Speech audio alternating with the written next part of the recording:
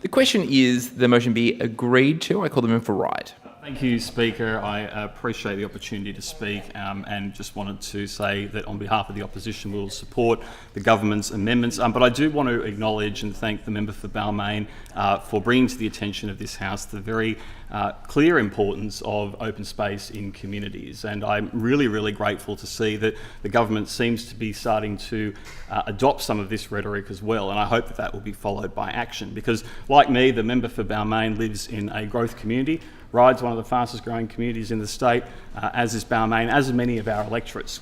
And what we are seeing is deliberate decisions being made by this government to accelerate that growth. Of course, that's a good thing. That is part of the way that we help address matters like housing affordability. However, it is not about housing alone. It's about building community. And the only way that you can do that is by making deliberate decisions to invest in green open space and supporting infrastructure so that communities become not just big, but also sustainable. And that is something that I have been experiencing since day dot when I got into this place, is decisions by this government that have exacerbated the problem, but done very little to help address the problem. And a great example of that is decisions around things like TG Milner, an important piece of green open space in my electorate, promised to be saved by this community, and a bit like the member for Balmain, put under threat as soon as they come to office. And that's why I wanted to speak on the motion, because people elect governments with an expectation that they will make decisions and make promises that they will keep.